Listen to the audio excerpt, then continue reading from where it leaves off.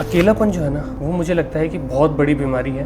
Elderly abandonment at its peak right now in India. बंद पड़े घर में बुजुर्ग पत्नी के शव मिलने से पूरे इलाके में सनसनी फैल गई। मृतकों की पहचान 77 साल के सेवानिवृत्त रक्षा कर्मचारी गंगाधर भोंगांडे और उनकी 75 साल की पत्नी कौशल्या के रूप में हुई। दोनों इस घर में अकेले रहते थे। Different people coming to see me, what I needed, and it gave me confidence that there is some good in this world.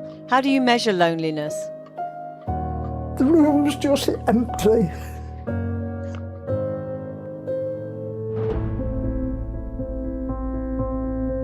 Social isolation अपन उसको इम्पोर्टेंस नहीं दे रहे, उसको अपन कंसिडर नहीं करें कि ये कितना डेंजरस हो सकता है। 60 साल से ऊपर वाले पेशेंट्स में जो बीपी है, शुगर है, ये तो बहुत कॉमन है। क्या कभी आपने किसी पेशेंट की दवाई कम की हो और उससे उसकी तबीयत बेहतर हुई हो? ये तो ऐसे बहुत मतलब ये तो बहुत सारे एग्जाम्पल होते हैं। जस्ट हम अगर बीपी की मेडिसिन चेंज कर दें तो वो गिरना भी बंद हो जाए, उसकी मेडिसिन भी कम हो जाए। ये मल्टीपल डिजीज एक साथ किसी एक पेशेंट में होना मल्टी मोर्बिडिटी। कितने पेशेंट अपनी ओपीडी में देखते हैं कि इस तरीके के पेशेंट्स आ रहे हैं? More than 80-90% patient multi morbidity के साथ आते हैं। बुढ़ापा एक बीमारी है? नहीं, बिल्कुल नहीं।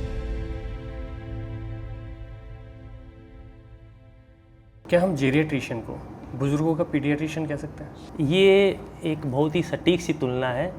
जैसे अपन ये ऐसे बोला जाता है कि बच्चा एक अडल्ट का जस्ट छोटा रूप नहीं होता है। ऐसे नहीं है कि मतलब उसी का अपन छोटा रूप मान लें। बच्चे की किसी भी डिजीज़ की प्रेजेंटेशन अलग होती है, उनके डिजीज़ को कैसे बॉडी रिस्पॉन्स करी वो भी अलग होता है। और उसी हिसाब से जो ओल्डर अडल्ट्स होते हैं, जो जेरियाट्रिक पेशेंट्स होते हैं, उनकी प्रेजेंटेशन भी अलग होती है। उनको अपन ऐसे नहीं कि एक अडल्ट का ही कि मतलब लेटर पार्ट या अडल्ट का ही ऐसे मान लें कि ये इसी का ही पार्ट है कि जस्ट उम्र का गैप है, वो ऐसा नहीं।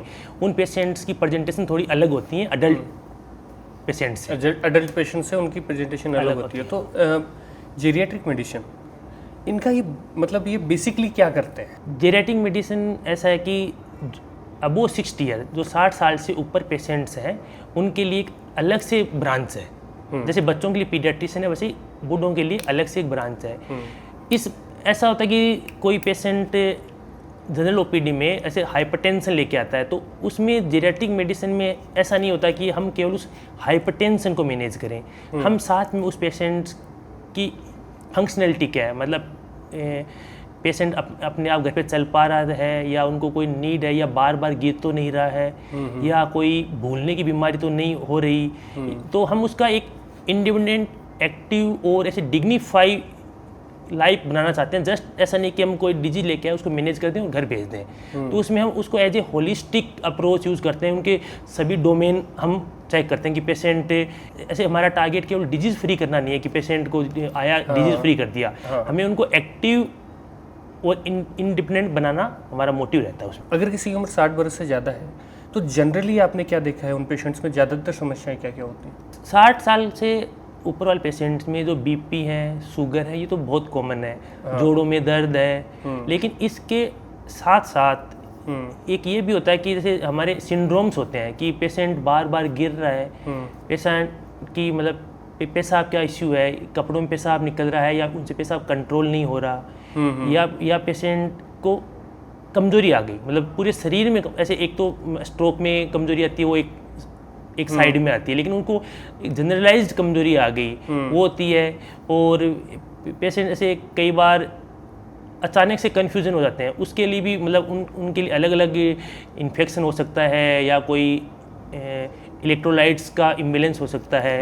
और पेशेंट मतलब एक लो मूड पेशेंट, मतलब एल्डरली पेशेंट्स में डिप्रेशन, एंजाइटी, ये भी बहुत कॉमन है।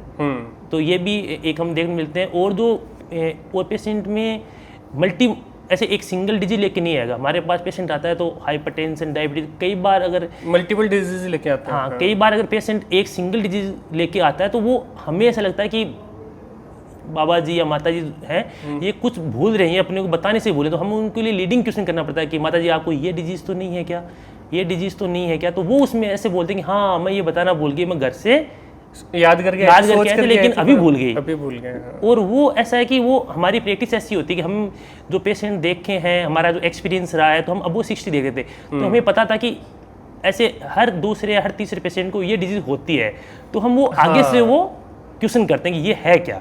तो वो चीज़ हमारी थोड़ा सा यूनिक है। जैसे कमजोरी जब किसी की भी जब उम्र बढ़ जाती है, 60 बरस से ज़्यादा हो गए, 70-80 बरस के कोई पेशेंट हो गए हैं या कोई भी बुजुर्ग हो गए हैं, तो कमजोरी आना सामान्य है?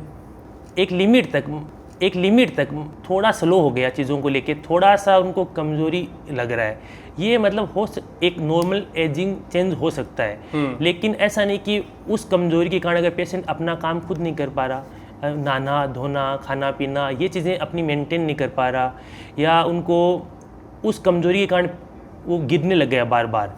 हाँ, तो बार बार गिरना भी एक बड़ी समस्या है। हाँ, तो ये एक नॉर्मल कमजोरी नहीं है। अपन ऐसा नहीं बोल सकते कि बाबा जी माता जी बूढ़े हो गए तो ये ऐसे ही कमजोर हैं या ऐसे ही गिर रहे हैं, तो वो चीज़ बिल्कुल भी कॉमन नहीं है। उसमें अपने को उसका रीज़न या उसका जो कोज है वो एड्रेस करना चाहिए। जैसे बार बार गिरने का क्या कारण होता है? जैसे एक तो कमजोरी आपने बताया कि कमजोरी एक सामान्य कमजोरी है जो उम्र के साथ आई है, लेकिन अगर आप अपनी रोज़मर्रा की ज़िंदगी को ही नहीं जी पा रहे हैं, जीवन ही नहीं जी पा रहे हैं, कि आप खाना पीना ही नहीं खा पा रहे हैं, बार बार में आप गिर रहे हैं, तो वो नॉर्मल कमजोरी नहीं है। बार बार गिरने में मतलब एक तो सबसे पहला कि अगर ओल्डर पेशेंट गिरता है तो ये एक बहुत ही मतलब कंसर्न का इश्यू है। ऐसा है कि मतलब अगर एग्जाम्पल एडल्ट गिरता है तो उसको गिर भी जाए तो कई बार मतलब फ्रैक्चर नहीं होता, लेकिन अगर एल्डरली पेशेंट गिरता है तो उसको फ्रैक्चर होने के बहुत चांसेस होते हैं। अगर फ्रैक्चर हो गया तो फिर वो बेड बाउंड होकर एक केयर गिवर पे भी बर्डन आता है। तो इसमें बार बार गिरने में अपन ऐसा कि उसमें उनको दो तरीके से हम डिवाइड कर सकते हैं, इंट्रिंसिक फैक्टर और एक्सट्रिंसिक फैक्टर। एक पेशेंट के अंदर के रीजन होते हैं, एग्जाम्पल कि पेशेंट को मसल्स की कमजोरी होगी, मतलब जिसको हम सार्कोपिनिया बोलते हैं कि मसल्स कम हो गए। एक होता है कि पेशेंट बहुत सारी मेडिसिन ले रहा है तो उस मेडिसिन के इफेक्ट से ही पेशेंट गिर रहा है। हाँ। कई बार ऐसा ये भी बहुत मतलब बार बार अगर बहुत सारी दवाइयाँ ले रहा है तो उसकी नींद में या उसमें भी गिर सकते हैं। उसमें भी गिर सकता है, उनसे कन्फ्यूजन हो सकता है, या उन मेडिसिन से डिलीरियम हो जाता है, उससे भी गिर सकता है कि पेशेंट का मतलब विजन नहीं है, मतलब उसको दिख नहीं रहा, लेकिन हाँ तो वो अपन उसको ऐसे जनरली एड्रेस नहीं करते कि ये कोई गिरने का रीज़न हो सकता है। लेकिन ये ओल्डर पेशेंट्स में गिरने के लिए विजन मोस्ट में कैटरेक्ट होता है, तो वो एक बहुत इंपॉर्टेंट फैक्टर होता है। हियरिंग भी एक बैलेंस के लिए एक बहुत इंपॉर्टेंट फैक्टर होता है। हाँ। वो जो ओल्डर पेशेंट्स होते हैं उनमें जो न्यूरो डिजेनरेटिव डिजीज होती हैं लाइक पार्किंसन, ये भी बहुत कॉमन होता है। इससे भी इम्बेलेंस होता है, तो इम्बेलेंस से भी गिर सकते हैं। तो ये चीज़ें हैं इंट्रिंसिक, मतलब ये बॉडी के अंदर के फैक्टर्स हैं। बट अपन को इंट्रिंसिक फैक्टर के अलावा अपने एक्सट्रिंसिक फैक्टर भी एड्रेस करना बहुत ज़रूरी है। एग्जाम्पल कि जो मतलब जिसमें ओल्डर एडल्ट उनका जो जिस रूम में रह रहे हैं उस रूम का क्या स्ट्रक्चर है। एग्जाम्पल उसमें ऐसे चटाई बिछी हुई है, स्लिपरी है, और वो चप्पल पहन रहे हैं वो बहुत स्लिपरी हैं, बहुत लूज हैं, तो उनसे भी गिर सकते हैं। और जिस बाथरूम में नहा रहे हैं उनकी टाइल बहुत स्लिपरी हैं, तो उसमें भी फिसल सकते हैं। तो ये चीज़ें भी अपने एड्रेस करनी होती हैं कि वो जिस एनवायरनमेंट में रह रहे हैं वो एनवायरनमेंट कैसा है, मतलब जहाँ मतलब प्रॉपर ग्रिल है क्या, उनको सपोर्ट पकड़ने के लिए चीज़ें हैं क्या, या जिस रूम में रह रहे हैं उसको बहुत कंजेस्टेड तो नहीं है क्या। हाँ। तो कोई ऐसे कोई नुकीली चीज़ तो नहीं है कि अनफॉर्चुनेटली गिरते हैं तो उनसे एक बहुत बड़ा डैमेज तो नहीं हो जाएगा क्या, तो उस चीज़ों को भी हमें रिमूव करना पड़ता है। अच्छा, इसमें एक और बात है कि ये कैसे हम पहचानें कि एक तो उम्र के साथ में सामान्य रूप से कोई भूल रहा है, कोई भी चीज़, कोई भी पेशेंट सामान्य रूप से भूल रहा है, एक डिमेंशिया हो गया है। जैसे सामान्य बोलना ऐसा है कि वो कई बार वो अपनी बोलते हैं। एग्जाम्पल कि मैंने कोई चाबी रखी, मैं चाबी रख के भूल गया, ये जनरली अपने देखने मिलता है। हम खुद भी भूल जाते हैं। तो वो चीज़ है चाबी भूलना। या कई बार किसी रूम में कुछ सामान लेने जा रहे थे लेकिन वो रूम में जाके भूल गए कि अपन क्या लेने आए थे। और कई बार किसी का जस्ट नाम याद नहीं आ रहा, मतलब ऐसे अपने पता है कि ये इंसान का ये नाम है, लेकिन वो जस्ट जीभ पे नहीं आ रहा, अपन बोलते हैं जीभ पे नहीं आ रहा मेरे नाम। तो ये सब भूलना है, इससे मतलब उसकी डिपेंडेंसी या वो उसे फंक्शनलिटी डिटोरेट नहीं हुई, मतलब वो अपना नहाना धोना खाना पीना अपना काम खुद सब कुछ कर रहा है। हाँ। तो ये एक एजिंग का या एजिंग का फैक्टर मान सकते हैं या फिर जनरल मान सकते हैं। एक मतलब बहुत ज़्यादा सीरियस नहीं है, नॉर्मल है कंपोनेंट हो सकता है कि एजिंग का। लेकिन अगर अपन ये भूल जाएं कि मतलब मैं जाना मेरे को वॉशरूम था लेकिन मैं किचन चला गया, या मैं कोई चीज़ बार बार रिपीट कर रहा हूँ, मैंने आपको बता दिया, मैं 2 मिनट बाद में वही बात आपको दोबारा बता रहा हूँ, 3 बार बता कि रहा हूँ। मैं बता चुका हूँ फिर भी बार बार मैं वो सेम बात रिपीट कर हाँ, कई बार उनको पता ही नहीं होता कि मैंने ये चीज़ बता दी क्या। है, हाँ। और जैसे अपना खुद का घर भूल जाना, एग्जाम्पल पार्क में गए, पार्क से वापस आते रहे अपने खुद का घर भूल गए, रास्ता भटक जाना, तो ये चीज़ें मतलब ये अगर चीज़ें हो रही हैं तो वो एक नॉर्मल एजिंग का पार्ट नहीं है। उसके लिए प्रॉपर हमें इवैल्यूएशन करना होता है कि ये मतलब ये नॉर्मल चीज़ नहीं है। ठीक है, एक सवाल और है अकेलेपन पे, पर मैं इस पे बाद में आऊँगा। इससे पहले एक रैपिड फायर ले लेते हैं, ओके। है ना। कुछ हैं आप गुड और बैड बता सकते हैं और मॉडरेट बता सकते हैं कि डिपेंड्स की कंडीशन कैसी है। एक तो 60 साल के बाद में रोज़ टहलना, ये तो डेफिनेटली गुड। 70 बरस की उम्र हो गई और फिर जिम जाना, ये मतलब डिपेंड करता है थोड़ा सा कि उनकी जो क्रोनिक डिजीज़ है वो उसको मतलब उसको लेके उसके कारण तो कोई इश्यू क्रिएट नहीं होगा क्या, लेकिन ऐसे 70 साल का जिम नहीं जा सकता, ये बहुत गलत है। लोग 70 साल में जो फिट है उनको जिम जाना चाहिए, डेफिनेटली जाना चाहिए। वो मसल्स मेंटेन करते हैं और ओवरऑल उसका मतलब एक हेल्दी एजिंग का ये बहुत बड़ा सा पार्ट है। बट ये डिपेंड करता है उनकी कंडीशन। हाँ, कंडीशंस पे। ऐसा नहीं कि मतलब नहीं जाना, ये तो बिल्कुल गलत है। सही है। बिना डॉक्टर की सलाह के कुछ सप्लीमेंट्स ले लेना, ये नहीं करना चाहिए। ऐसा नहीं कि सप्लीमेंट मानो कि किसी चीज़ की डेफिशिएंसी हो तभी हम उसमें ये सप्लीमेंट देंगे तो वो चीज़ें इंप्रूवमेंट होगी। अगर चीज़ें सब सही हैं तो वो एक तो अपन ओवर डोजिंग करें किसी चीज़ का, दूसरे इन चीज़ों की इंट्रैक्शन भी होते हैं, मतलब पहले से कोई पेशेंट और कोई मेडिसिन ले रहा है उससे भी ये गलत है। ये नहीं करना चाहिए। दिन भर घर पे बैठे रहना, आराम करना नहीं, ये तो मतलब ये आराम, इसको ये तो बहुत गलत है। Bad। हाँ, ये तो उसमें बहुत सी ये मतलब इनएक्टिविटी तो बहुत सी डिजीज़ क्रिएट करती है, तो ये तो बैड है। हर साल हेल्थ चेकअप करवाना अपना, ये कराना चाहिए। Very good. हाँ, ये वेरी गुड। ठीक है, कुछ मिथ्स पे मैं हूँ, जैसे बुढ़ापा एक बीमारी है, एक तरीके से कहते हैं कुछ लोग कि बुढ़ापा तो अपने आप में ही बीमारी है। नहीं, बिल्कुल नहीं। बुढ़ापा तो एक एजिंग प्रोसेस है, मतलब अगर वो साथ में डिजीज़ है वो मतलब उनको एड्रेस करना होता है। ऐसा नहीं कि अगर हर बूढ़ा है तो वो बीमार हो, ऐसा नहीं। कई ऐसे मैंने ऐसे पेशेंट देखे जो 90 ईयर्स ओल्ड है, वो एकदम उनकी फंक्शनलिटी मेंटेन्ड है, वो कोई मेडिसिन नहीं ले रहे, तो ऐसा नहीं कि 90 ईयर को अपन बीमारी बोल सकते हैं। कोई हो सकता है कि 60 साल का ही 5 मेडिसिन चल रही हो, तो एजिंग या जो एज है वो खुद एक बीमारी नहीं है बिल्कुल।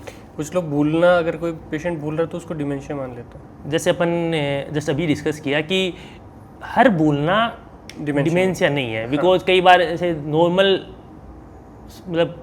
चीज़ें होते हैं जिसमें फंक्शनलिटी मेंटेन्ड है, तो वो ऐसे डिमेंशिया नहीं बोलना चाहिए। लेकिन उसको अगर वो कैसे प्रोग्रेस कर रहा है, ऐसे कि मतलब वैसा सा चीज़ें कंटिन्यू चली तो कोई दिक्कत नहीं, लेकिन प्रोग्रेस कैसा करा वो डिपेंड करता है। एक मल्टी मोर्बिडिटी होती है, ये थोड़ा एक्सप्लेन कीजिए, ये क्या होता है? मल्टी मोर्बिडिटी होता है कि एक ही पेशेंट के अंदर बहुत सी डिजीज़ होना, जैसे और ये हमारे पेशेंट में तो ऑलमोस्ट सभी पेशेंट में मिलता है। बहुत ऐसे रेयरली कोई पेशेंट होता है बहुत 60 जिसमें केवल सिंगल डिजीज़ मिले। अगर हाइपरटेंशन है तो उनको डायबिटीज़ भी मिलता है, डायबिटीज़ हाइपरटेंशन दोनों है, तो वो एक तीसरी डिजीज़ के लिए रिस्क फैक्टर हो सकता है, वो लकवे के लिए रिस्क फैक्टर हो सकता है, वो हार्ट के लिए रिस्क फैक्टर हो सकता है। तो एक डिजीज़ दूसरी डिजीज़ को, हाँ, कुल मिला के इन्विटेशन ही है उनके वो डिजीज़ के लिए। एग्जैक्टली। तो वो ये मल्टीपल डिजीज़ एक साथ किसी एक पेशेंट में होना मल्टी मोर्बिडिटी है। अच्छा, तो ये आप कितने पेशेंट अपनी ओपीडी में देखते हैं कि इस तरीके के पेशेंट्स आ रहे हैं? More than 80-90% patient multi morbidity के साथ आते हैं।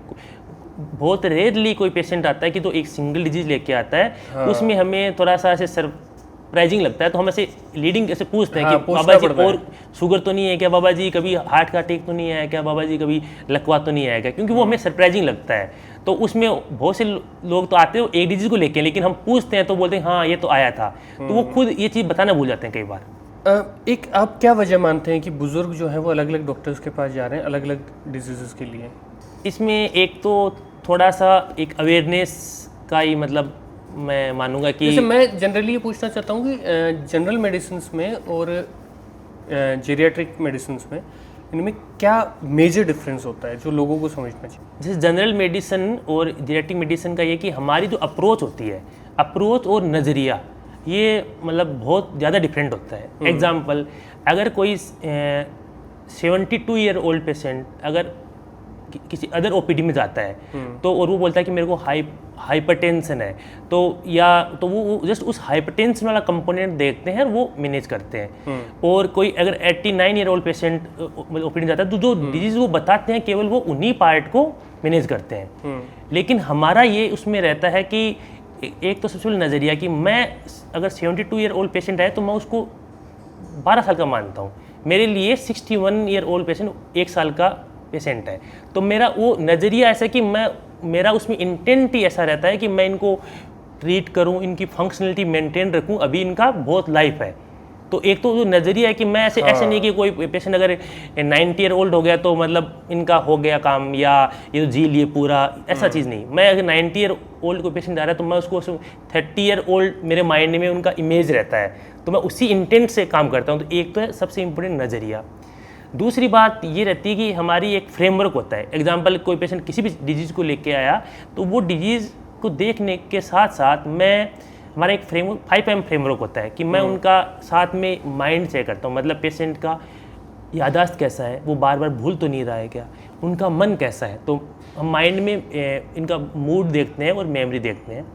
एक रहता है कि पेशेंट को मतलब मोबिलिटी कैसा है, ये इनका बैलेंस सही है क्या, ये बार बार गिर तो नहीं रहे क्या, तो हम ये चीज़ें एड्रेस करते हैं। थर्ड हमारा होता है कि मेडिकेशंस में हम उनका, ये एक बहुत इंपॉर्टेंट सा एस्पेक्ट होता है हमारा कि मैं कभी ऐसे नहीं करता कि कोई पेशेंट आया बीपी का मेडिसिन ले, तो हम सबसे पहले उनको ये बोलते हैं कि जितने प्रिस्क्रिप्शन या जहाँ से आप दवाई ले रहे हो वो मेरे को सभी दिखाओ एक साथ।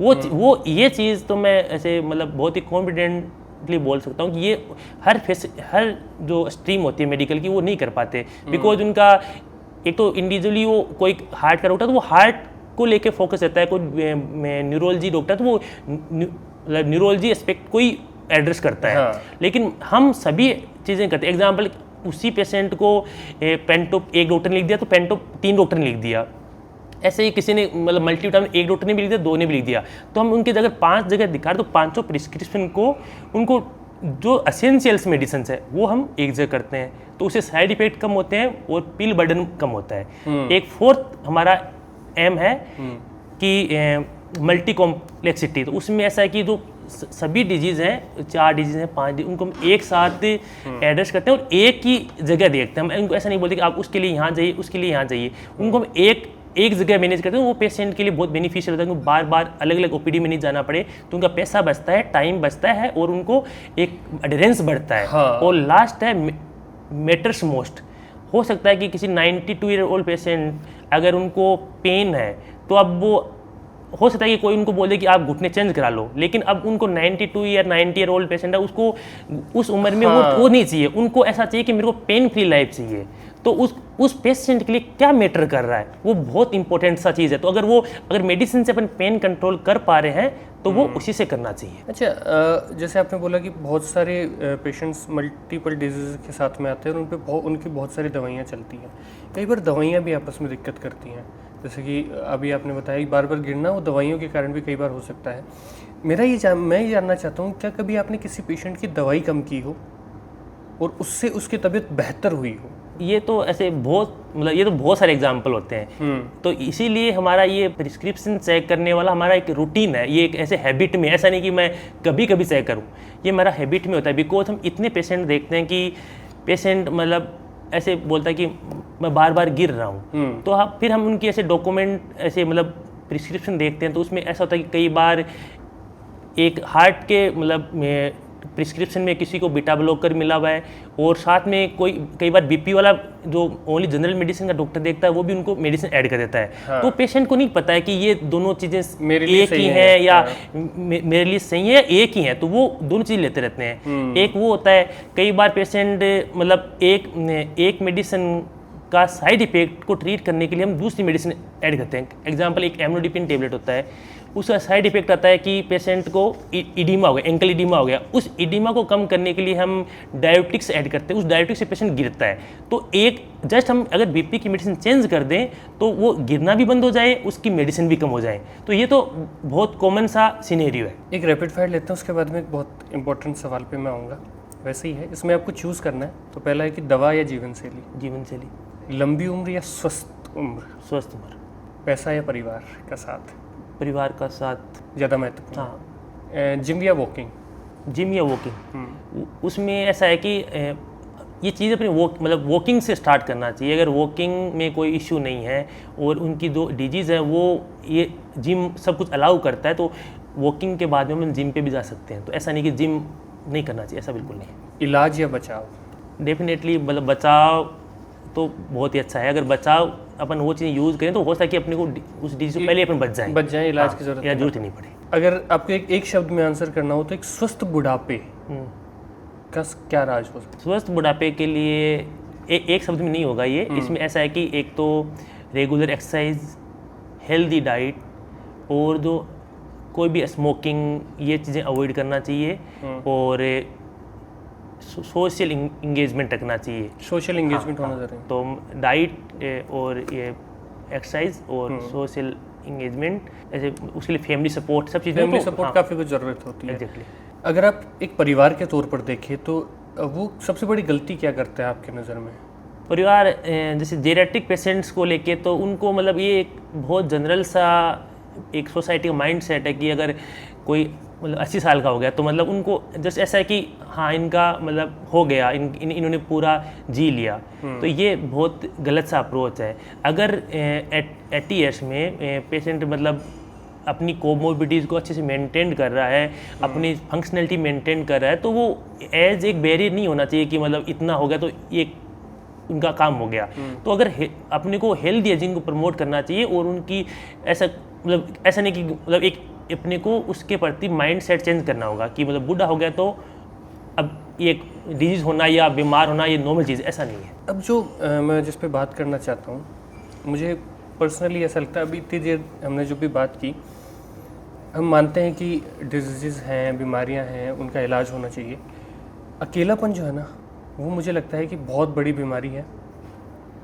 कोई भी पेशेंट अगर अकेला है, 60 बरस के हो गए, 70-80 बरस के हो गए हैं, वो अकेले हैं। हाँ, सोशल आइसोलेशन मतलब एक बहुत इम्पोर्टेंट और बहुत बड़ा सा फैक्टर है। जैसे स्मोकिंग जितना डेंजरस है, उससे भी ज़्यादा सोशल आइसोलेशन डेंजरस हो सकता है। जैसे मतलब अभी तो एक तो इसके रीज़न यही है कि एक तो न्यूक्लियर फैमिली हो रहा है, तो उसमें मतलब बच्चे हैं वो पढ़ने के लिए या जॉब के लिए या तो मतलब वैसे बिजी रहते हैं या आउट ऑफ कंट्री हैं, तो वो मतलब अपने पेरेंट्स को टाइम नहीं दे पा रहे, तो उनके कारण सोशल आइसोलेशन हो रखा है। सोशल आइसोलेशन में एक तो मतलब अगर उनकी घर पे रह रहे हैं तो उनको मतलब नेगेटिव थॉट आना, मतलब अकेला बैठा तो डेफिनेटली नेगेटिव साइड में जा जाएगा, क्यों गलत ख्याल आना वो ना, और इनका पूरे टाइम ऐसे इंटरेक्शन मतलब ऑलमोस्ट रुक जाना, क्यों किसी बात नहीं कर रहा, किसी मिल नहीं रहा, तो कुछ नया नहीं कर रहा, तो वो भी एक भूलने की बीमारी के लिए एक रिस्क फैक्टर हो सकता है। एक हो सकता है कि अगर अकेला इंसान है तो वो सोचता है कि आज खाना मॉर्निंग बना लिया, अब आफ्टरनून में कौन बनाएगा, इवनिंग में कौन बनाएगा, कल खा लेंगे, तो एक न्यूट्रिशन भी मतलब मेल न्यूट्रिशन भी सोशल आइसोलेशन से हो सकता है। तो सोशल आइसोलेशन मतलब बहुत ही वो है, मतलब बहुत इंपॉर्टेंट सा फैक्टर है, लेकिन ये अपन उसको वैसे इंपॉर्टेंस नहीं दे रहे, उसको अपन कंसिडर नहीं करें कि कितना डेंजरस हो सकता है। रिसेंटली जो हमने पढ़ा कि 2 बुजुर्ग थे, पति पत्नी साथ में रहते थे, वही रहते थे उस घर में, और वाइफ जो थी वो पैरालाइज थी, बेड पे ही थी, पूरे तरीके से अपने पति पे डिपेंडेंट थी। तो एक दिन पति खाना बना रहे थे, किचन में फिसले और गिर गए और उनकी वहीं पे डेथ हो गई। और उनकी वाइफ के जो कि वो कुछ कर नहीं सकती थी, उनको पता भी नहीं कि डेथ हो गई है, शायद मतलब ऐसा ही कुछ हुआ कि उसके बाद में उनकी वाइफ की डेथ भूख से हो गई। 3-4 दिन बाद में जब उनके घर से स्मेल आने लगी तो पड़ोसियों ने खोला है, तब पता चला कि दोनों की डेथ हो गई है। कि मुझे उस केस को पढ़ने के बाद ऐसा लगा कि यार उनकी वाइफ की क्या हालत हुई होगी। इसमें जैसे जो आपने बताया उसमें जैसा कि अगर वो स्ट्रोक है, बेड बाउंड है, तो वो तो उसकी हेल्प भी नहीं कर पाए, अगर कुछ भी नहीं कर सकती। तो मुझे ऐसा लगता है कि उन्होंने इंतजार किया होगा अपने पति का, उनको ये भी नहीं पता कि उनके पति की डेथ हो गई है, वो कुछ भी नहीं कर सकती। मतलब शायद वो जितना भी समय उन्होंने निकाला उसके बाद में, वो कैसे निकाला होगा, ये तो उनको तो पता ही नहीं कि वापस क्यों नहीं आए। मतलब बहुत ही जैसे इसको लेके, इस केस सिनेरियो को देख के अपने को इस पॉइंट पे अवेयरनेस चाहिए कि मतलब गांव में ये चीज़ अभी भी थोड़ा ठीक है कि वहाँ मतलब पड़ोसी हैं वो टच में रहते हैं, वो मॉर्निंग इवनिंग ऐसे मिलना जुलना हो जाता है, लेकिन शहरों में एक जो पास का घर है उसको इससे घर से कोई मतलब लेना देना नहीं होता जनरली। हाँ, तो ऐसे रेगुलर तो बिल्कुल नहीं होता कि वो ऐसे हमेशा संभाल सकें। तो ये कंडीशन तो बहुत ही मतलब आगे जाके इस के सिनेरियो के बढ़ने के चांसेस बढ़ेंगे। जैसे अभी रिसेंटली जब हम स्ट्रोक पे बात कर रहे थे तब भी ये बात निकली कि अगर कोई स्ट्रोक का पेशेंट है या फिर पैरालिसिस का पेशेंट है तो गांव में ऐसा नहीं होता कि वो अकेले रहेंगे। एग्जैक्टली गांव में ऐसा होता है कि इवनिंग में अगर कोई स्ट्रोक या एडवांस डिमेंशिया या बेड बाउंड फ्रैक्चर कुछ भी है तो इवनिंग में या मॉर्निंग में आपको उनके पास एक दो लोग बैठे मिल जाएंगे। तो ये एक मतलब ऐसे ग्रामीण जो भी कल्चर है उसका एक बहुत प्यारा सा शहरों में भी मेरे ख्याल से है पर वो बहुत कम है जो हमें देखने को नहीं मिलता जनरली। और जब इस तरीके से जाते हैं तो फिर ऐसा लगता है कि यार अब ये जो ग्रोथ है, ये जो पैसा है, जैसे अभी मैंने आपसे पूछा कि पैसा या साथ परिवार का क्या ज़्यादा महत्वपूर्ण है, अपने का परिवार का साथ ज़्यादा महत्वपूर्ण है। आपकी लाइफ में ऐसा कोई केस आया है जिसको देख के आप खुद भावुक हुए हो? रिसेंटली एक माताजी मेरे साथ कंटिन्यू अराउंड 2-3 ईयर से फॉलोअप में थे। तो उन्होंने मेरे को ऐसा बोला कि बेटा मैं कभी एक्सपायर हो जाऊँ ना तो तुम ऐसे मेरे अंतिम संस्कार पे आना या मेरे अंतिम संस्कार पे ज़रूर आना है तेरे को। तो वो ऐसा था कि एक ऐसे अराउंड 80 ईयर ओल्ड हमारे माताजी थे, वो उनको टोटल अराउंड 10 to 11 कोमोर्बिटीज़ थी। तो उसके लिए वो 5 से 6 डॉक्टरों को दिखा रहे थे। तो वो दिखाते लास्ट में उन्होंने ऐसा बोल दिया अपने मतलब बच्चों को पोतों को कि मैं अभी हॉस्पिटल नहीं जाऊंगी, मैं किसी को ही नहीं दिखाऊंगी, बिकॉज हर बार उनके पास इतनी मोटी फाइल, इतनी मेडिसिन्स होती थी और वो 5 जगह जाना तो 1 दिन या 2 दिन या 3 दिन में पॉसिबल हो पाता था। तो उन्होंने एकदम ऐसे मतलब कि मैं परेशान कि मैं अब डॉक्टर को दिखाऊंगी नहीं, कि अब मेरा हो गया, अब मेरे को जाना है यहाँ से। फिर वो मतलब किसी उनके मतलब अटेंडर को पता चला कि मतलब एम्स में जेरियाट्रिक मेडिसिन एक डिपार्टमेंट है जिसमें आपकी सभी मेडिसिन, सभी डिजीज़ एक साथ एक जगह मैनेज हो जाएंगी।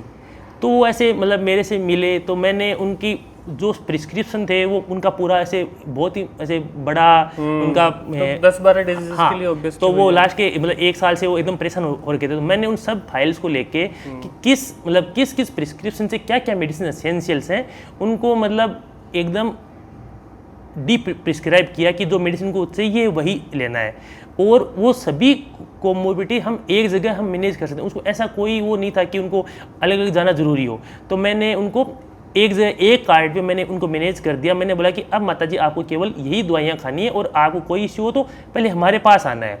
फिर वो 2 साल हमारे फॉलोअप में रहे, तो कभी भी किसी भी डॉक्टर के पास वो नहीं गए।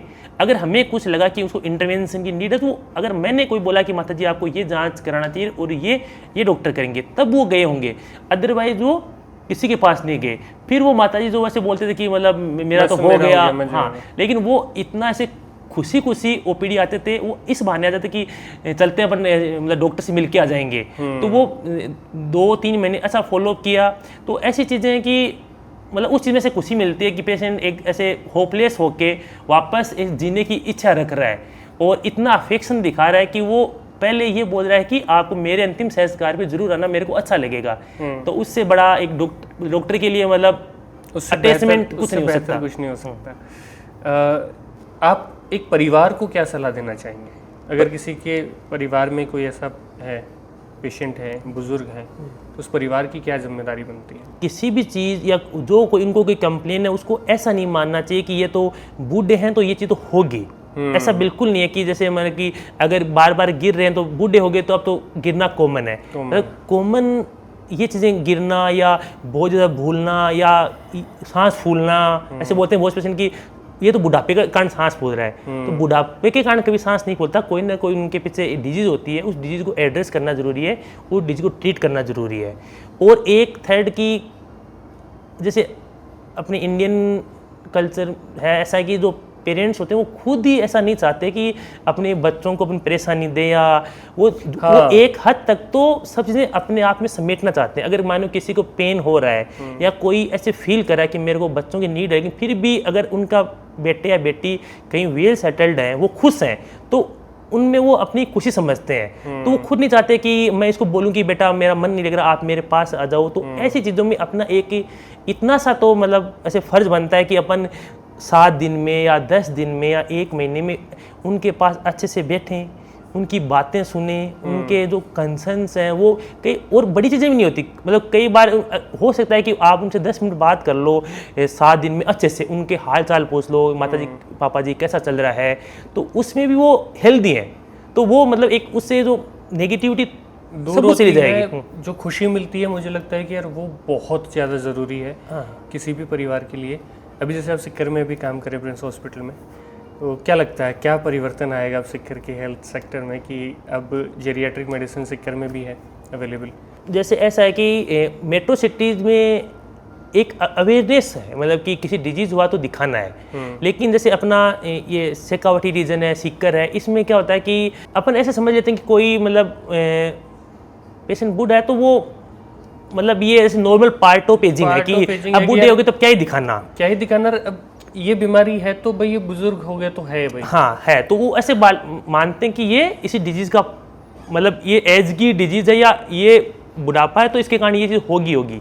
तो ऐसा मतलब बिल्कुल नहीं होना चाहिए। तो इस चीज़ की अवेयरनेस नहीं है। तो अभी जैसे कोई पेशेंट आते हैं तो ऐसे उस फैमिली मेम्बर्स को भी हम समझाते हैं कि आप मतलब उससे ओनली वो पेशेंट या जो ओल्डर एडल्ट है वो उससे खुश नहीं होगा, उसमें ओवरऑल केयर गिव बर्डन कम होगा। एग्जांपल, आप किसी पेशेंट को अर्ली स्टेज में या डायबिटीज़ कोई कंट्रोल नहीं है, उस डायबिटीज़ कंट्रोल करते हो तो उसमें जो ऊपर वाले जो उनको केयर करें उनके लिए भी अच्छी बात है ना कि वो अपने आप को खुद का ख्याल रख पा रहे हैं, तो डिपेंडेंसी कम हो रही है। तो ये चीज़ें अपने लोकल एरिया में थोड़ी कम है कि अवेयरनेस कम है कि इनको दिखाना चाहिए क्या, तो वो ऐसे मान लेते हैं कि नॉर्मल है। तो उसको लेके फिर होता है कि लकवा भी आता है, उनकी सेवा भी करनी पड़ती है, लेकिन उसको पहले देख बचाना, हाँ, तो वो उनके लिए कितना अच्छा होगा उन बुजुर्ग के लिए कि वो उस स्थिति में नहीं पहुंचे हैं। तो जैसे अगर मान लीजिए किसी के परिवार में 60 बरस से ज़्यादा के आपके किसी के माता पिता हैं या कोई बुजुर्ग हैं, तो कौन सी 5-6 चीज़ें हैं जो उनको शुरू कर देनी चाहिए उनकी केयर के लिए, और सलाह आप क्या देना चाहेंगे उन सभी लोगों को? इसमें सबसे इम्पोर्टेंट है कि मतलब रेगुलर फिजिकल एक्टिविटी होना चाहिए, वॉक हो, एक्सरसाइज हो, अगर जिम पॉसिबल हो तो जिम वाला होना चाहिए। दूसरा है कि हेल्दी डाइट लें, मतलब न्यूट्रिशन का पूरा ध्यान रखें।